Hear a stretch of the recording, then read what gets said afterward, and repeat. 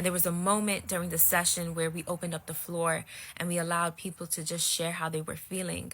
And something that really stood out to me was that there's still so many people waking up just now to the genocide that is happening in Gaza.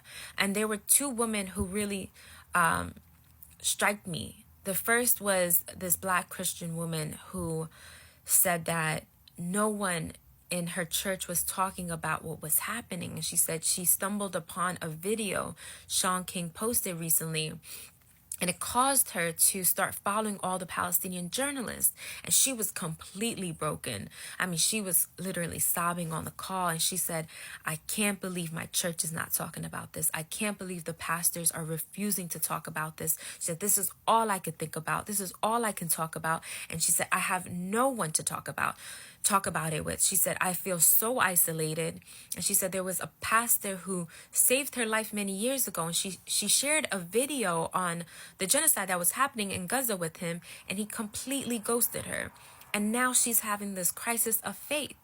There was this Russian Ukrainian woman who said when the Ukraine and Russia war started, she was completely broken. Like, her soul was broken. But she said what's happening in Gaza has completely broken her heart.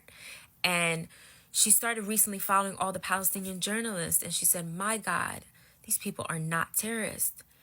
And she shared this story about how recently she was taking a nap, and she was woken by this pro-Palestinian protest that was happening outside. And she said she leaped out of bed and she put on her clothes and she rushed to join the protest. And as she was running to catch up, she was thinking to herself, oh my God, I'm so late. I'm so late. And it was so powerful. It was such a metaphor. It was so poetic. And she just looked at the camera and she said, I'm so sorry I'm late, but I'm here right now. This just, sometimes it just feels like the people who care about Palestine, like, we're only going to be the people who care about Palestine. But that's not true. There are millions of people right now waking up to what's happening.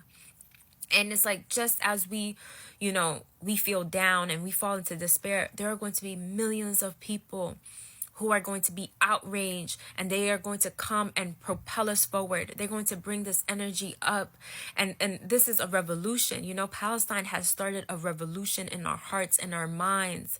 You know what I'm saying? Like, today, this South Africa taking Israel to court for genocidal intent on Palestinians, this was symbolic. This was a symbolic event. And, none of the major media networks reported on the trial, and people still cared. And millions of people are still waking up. Like, they're trying to pretend like this genocide is not happening. Yet there are still millions of people who are curious, who are awakening.